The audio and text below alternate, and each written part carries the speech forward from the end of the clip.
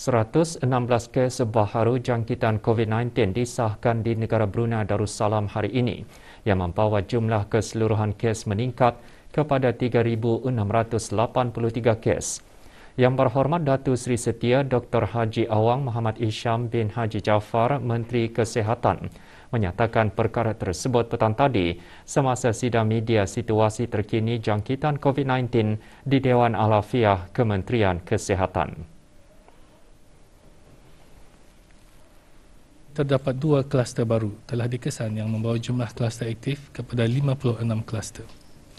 Kluster-kluster baru ini ialah kluster 3395 yang mengandungi 8 kes baru dan kluster 3412 yang mengandungi 4 kes baru. Kedua-dua kluster baru ini juga mengandungi kes-kes yang telah dilaporkan sebelum ini sebagai kes yang belum dikenal pasti sumber jangkitannya. Terdapat 30 tambahan kes-kes baru kepada 10 kluster aktif yang sedia ada. Kes-kes dalam kluster-kluster aktif ini adalah mereka yang sedang menjalani kuarantin setelah didapati mempunyai kontak dengan beberapa kes positif sebelumnya. Sementara itu, 74 kes adalah masih dalam siasatan bagi mengenal pasti sumber jangkitan. Pengesanan kontak bagi semua kes-kes baru ini masih giat dijalankan.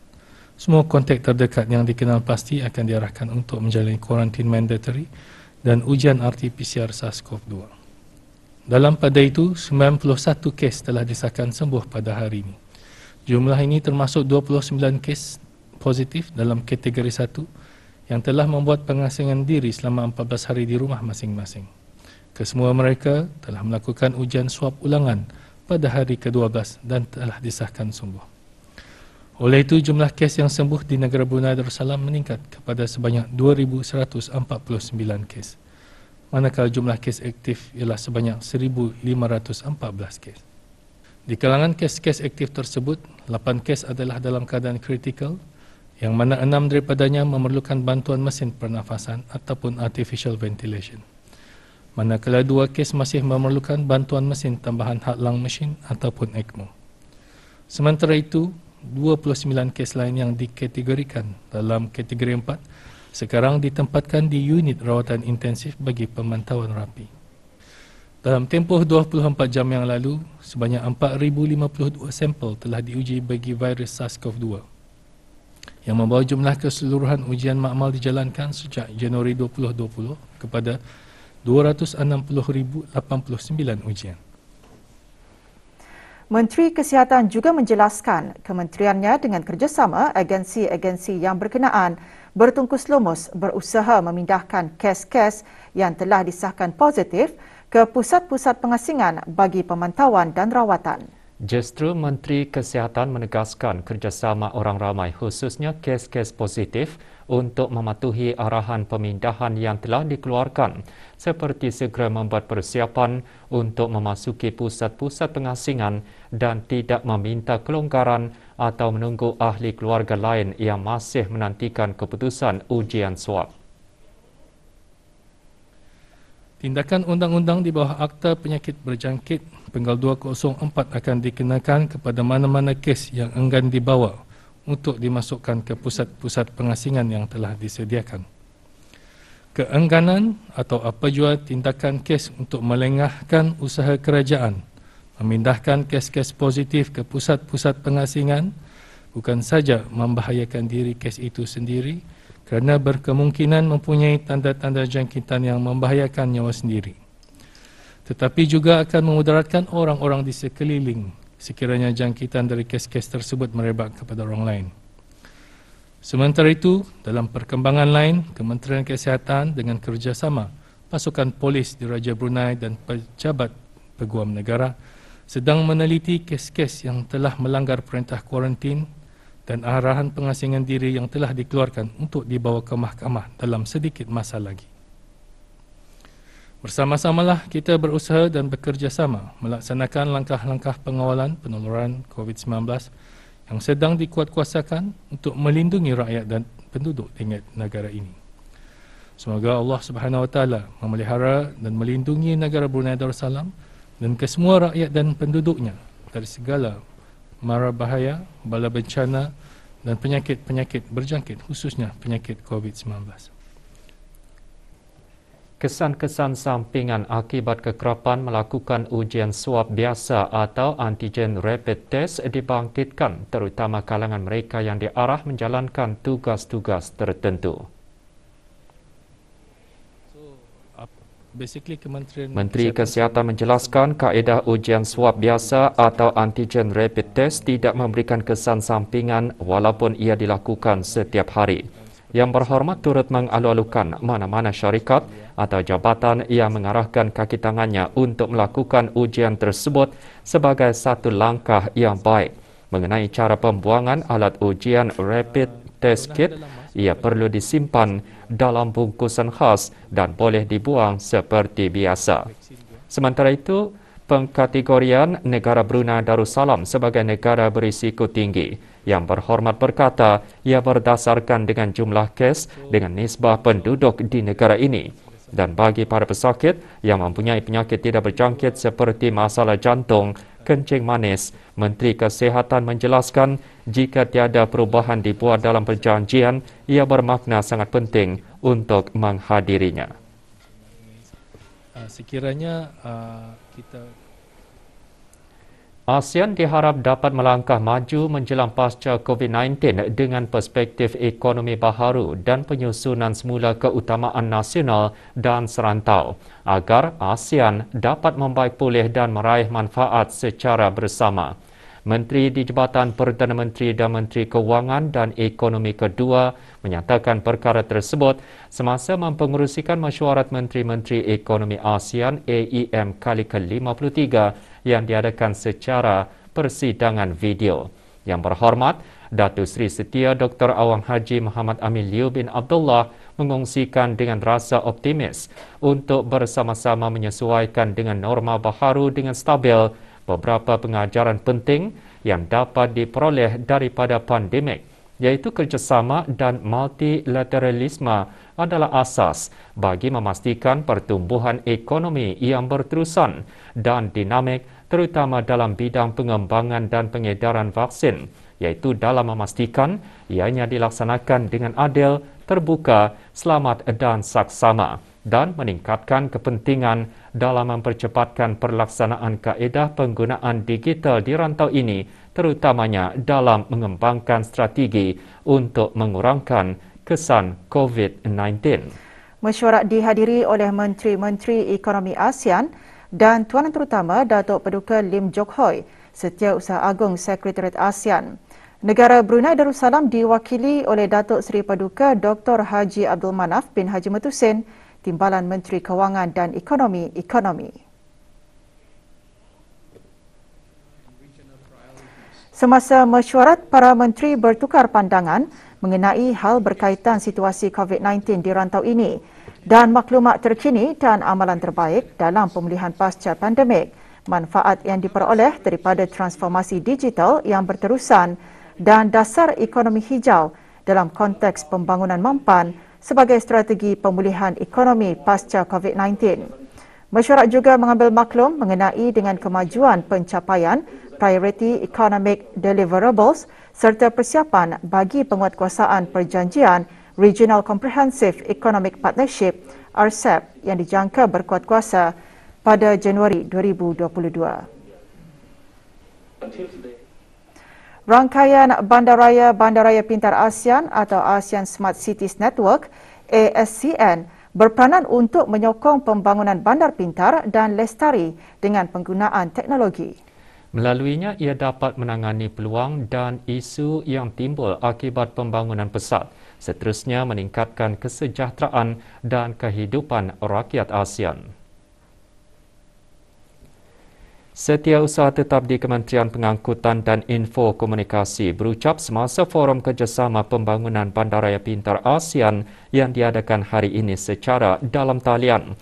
Awang Haji Muhammad Nazri bin Haji Muhammad Yusof seterusnya berkata ASCN juga mempunyai rangka kerja Bandar Pintar ASEAN bagi pembangunan bandar pintar negara-negara ASEAN. Tambahnya, ASCN merupakan platform kolaborasi yang dianggotai 26 bandaraya daripada 10 negara ASEAN. bertujuan mencapai pembangunan bandar pintar dan lestari.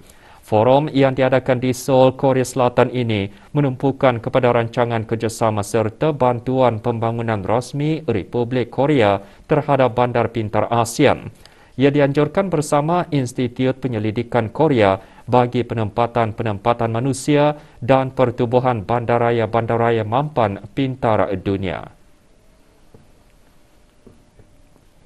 Kementerian Kesihatan terus menerima sumbangan daripada pelbagai pihak di negara ini dalam membantu menangani dan membendung penularan wabak COVID-19 di negara Brunei Darussalam. Kasha Diagnostic Services Sdn Berhad menyerahkan sumbangan cek bernilai RM20,000 dan Catholic Community menyerahkan cek bernilai RM50,000. Juga menyerahkan sumbangan Brunei Gas Carriers BGC. Chop Sin Niam Kiao Brunei dan Petir Management Services juga menderma Triple Star Enterprise dan Brunei Students Union of the UKNA. Penderma seterusnya daripada Maria Taha, Hajah Harisah Adlina dan Yazid Medan. Derma juga disumbangkan oleh Nora Syafiqah Aqilah binti Sawal dan hamba Allah. Orang ramai yang ingin membuat sumbangan hubungi MOH Emergency Operation Center melalui talian 729-5712 pada waktu bekerja. Ke arah menyokong dalam meningkatkan dana bagi menghentikan penularan COVID-19 di negara ini, Baiduri Bank dengan sokongan Kementerian Kewangan dan Ekonomi memperkenalkan akaun semasa COVID-19 Relief Fund. Tujuannya bagi memudahkan para pelanggan bank tersebut menghulurkan sumbangan melalui saluran digital Bank Baiduri. Terdapat dua langkah untuk para pelanggan Bank Baiduri membuat sumbangan, iaitu melalui pembayaran bil dalam Baiduri B Digital Personal dengan tata caranya melalui laman media sosial bank berkenaan. Derma juga boleh dilakukan melalui mesin pengeluaran wang atau deposit tunai Bank Baiduri dengan nombor akaun 00-13555-458-395. Maklumat lanjut, hubungi talian pelanggan Bank Baiduri di talian 2449-666. Orang ramai yang akan membuat penerbangan ke London, United Kingdom pada 11 September dan 25 September 2021 dinasihatkan agar sentiasa mematuhi prosedur-prosedur yang telah ditetapkan di lapangan terbang antarabangsa Brunei. Dalam melaksanakan tanggungjawab membudayakan langkah pencegahan termasuk mengamalkan penjarakan fizikal dan mematuhi larangan perkumpulan ramai, Jabatan Penerbangan Awam telah mengambil inisiatif dengan menyediakan perkhidmatan advance check-in sehari sebelum penerbangan. Semua penumpang yang akan berlepas sama ada dalam kumpulan atau individu hanya perlu menggunakan prosedur drop-off sahaja. Para penuntut yang mengikuti penerbangan ini juga disaran untuk mematuhi nasihat Kementerian Pendidikan mengenai tata cara drop-off dan berlepas. Penumpang yang berlepas juga diminta memuat turun aplikasi BruHealth dan mengimbas kod QR yang telah disediakan sebelum memasuki bangunan lapangan terbang antarabangsa Brunei. Penumpang yang tidak dapat memuat turun aplikasi BruHealth adalah dikehendaki untuk mengisi maklumat peribadi mereka dalam buku rekod yang disediakan dan menunjukkan dokumen perjalanan serta sijil ujian PCR COVID-19 negatif jika diperlukan. Universiti Brunei Darussalam UBD berjaya meningkatkan kedudukannya pada tangga 233 dalam Times Higher Education World University Rankings atau ranking universiti dunia bagi impak penyelidikan. UBD juga mengekalkan kedudukannya tahun lalu dalam kumpulan 351 ke 400. Pada tahun ini juga UBD mencatatkan peningkatan dan penambahbaikan pada impak dan kualiti rujukan penyelidikan dengan memperbaiki kedudukan dari 311 dalam ranking dunia pada tahun 2020 kepada 268 pada tahun ini dan mencapai kedudukan tertinggi pada 2022 di kedudukan 233. Kedudukan itu sekaligus menempatkan UBD antara universiti yang mempunyai penerimaan dan reputasi yang tinggi di dunia. Di samping itu, UBD juga berada di kedudukan keempat di ASEAN, selepas Universiti Kebangsaan Singapura, Universiti Teknologi Nanyang di Singapura dan Universiti Malaya di Malaysia. Ranking Universiti Dunia merupakan salah satu kedudukan universiti yang berpengaruh di dunia yang kebanyakan digunakan oleh universiti-universiti terkemuka dunia, industri dan agensi-agensi kerajaan serta prospektif kaki tangan dan pelajar. Satu jenis baharu dan dua spesies baharu kupang air tawar telah ditemui di Borneo. Penemuan tersebut adalah hasil dari projek penyelidikan kerjasama yang dikendalikan oleh ahli-ahli rangkaian kajian Borneo BSN, yang mana Universiti Brunei Darussalam UBD telah menjadi pengerusi dan sekretariat BSN. Projek kajian kerjasama tersebut diketuai oleh Dr. Alexander Ziritz dari Universiti Nottingham yang merupakan pakar dalam kupang air tawar. Projek itu memerlukan beberapa tinjauan ke lapangan di beberapa bahagian Borneo. Namun dua spesies baharu kupang air tawar ditemui di Gomantong, Sabah dan berdekatan Kuala Mendalam, Sarawak. Dua spesies baharu itu dikenali sebagai Kairuloconcha lunbawangorum dan Kairuloconcha sahane yang tergolong dalam jenis kupang air tawar baharu. Kairuloconcha, menurut analisis DNA, dua spesies tersebut didapati berkaitan dengan Cynodesma bornensis.